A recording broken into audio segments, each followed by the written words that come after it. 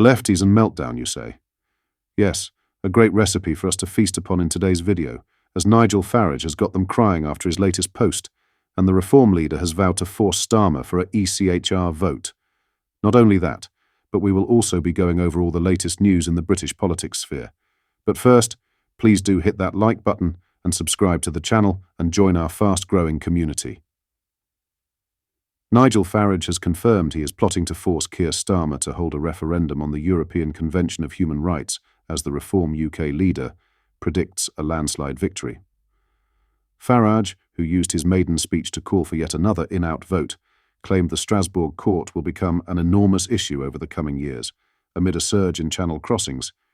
"We will be pushing this ECHR thing very hard," the Clacton MP told the Eye. He added, "This issue will become more and more acute.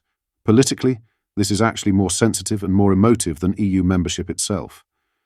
Farage also echoed Dominic Cummings' view about the poll being much easier than the 2016 Brexit referendum, claiming it could see a 2/3, 1/3 referendum. Tory party leadership hopefuls have kept the debate alive and kicking by broadly remaining conflicted on the question of leaving the Strasbourg court. Ex-Immigration Minister Robert Jenrick has so far been the only candidate to unequivocally voice support for quitting the ECHR. However, the remaining runners and riders have kept either option on the table. Nigel Farage has left Reform UK's critics fuming after posting a snap showing his return to glorious Clacton-on-Sea. The Reform UK leader posted a photo with the pier behind him, writing, "A glorious day in Clacton." Farage broke his electoral hoodoo to represent voters from the Essex seaside town on July 4th. However, critics have claimed the Reform UK leader has prioritised trips to the US, including for the Republican National Convention last month. A Reform UK supporter wrote on social media, "This is going to boil the pans of so many leftists, and I am here for it." What are your thoughts on Nigel Farage, and are you a supporter of Reform? Yes or no? Let me know down the comments. In other news, Douglas Ross has lashed out at calculating Kier, who plotted to topple him as Scottish Tory leader. Ross admitted the attacks on his position left him a bit paranoid. The referee-turned-politician, who became leader unopposed following Jackson Carlaw's short-lived stint heading up the Tories north of the border, claimed some MSPs never wanted him to take on the SNP. Despite confronting his Conservative critics, Ross claimed he was powerless as they denied any wrongdoing and he could not prove otherwise. He also refused to identify the culprits, but took a swipe at his rivals while discussing the crop of candidates standing to succeed him. "I was going to say some of the ones that won't be leader of the Scottish Tories are calculating Kier," he said. Ross later claimed he would have been toppled even if he stood by his commitment not to contest the 2024 general election. "Even if I hadn't gone for that seat as the candidate, I think I would have been in the exact same situation," Ross said. "I would no longer have been an MP. I would still have been an MSP, and we would still have had roughly the same vote share across the country. Therefore, there would have been calls, which I would have accepted, for me to stand down." He added, "I've known since I became leader that some people didn't want me to become leader 4 years ago, and throughout that time, people have continued to hold that view, and for some, that view will have strengthened." Ross was ousted from the House of Commons after failing to win Aberdeenshire North and Moray East. The 41-year-old lost by just 942 votes, after controversially replacing incumbent MP David Dugwid as Tory candidate.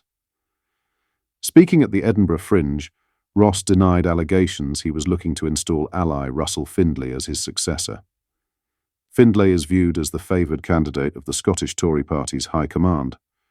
Ross came under fire last week after it emerged the outgoing Scottish Tory leader allegedly tried to persuade Kathleen Robertson to let him take her place as Conservative candidate for Moray West, Nairn and Strathspey. Robertson failed to win the seat, losing to new SNP MP Graham Leadbitter by 1,001 votes. Ross and Robertson disagree somewhat on their conversation, with the outgoing leader declaring the dialogue solely centred on her candidacy and the Moray Council leader alleging he also wanted Findlay as his successor. Speaking in the Scottish capital, Ross told attendees, There is no way a leader could say, "I'm going to resign as leader and install X, Y, or Z to take over from me." That just can't happen. As we've seen at the moment, we've got a large field of strong candidates. Ross's decision to replace the incumbent MP as the local candidate also sparked outrage, as Duguid had been in hospital for 2 months with a serious spinal condition. Duguid later insisted he could stand and rejected suggestions he was too sick to seek re-election.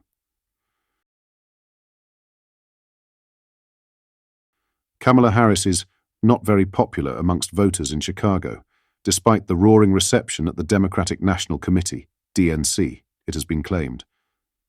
Harris made her latest keynote speech at the convention on Monday, where she declared, "With one voice as one people we are moving forward."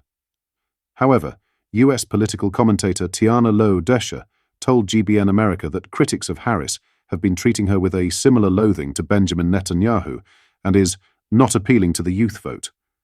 Desha revealed, "They're calling her a war criminal, but Democrats and their allies in the media have tried to peddle this line that she is bringing back joy to the party unity after the civil war over Joe Biden.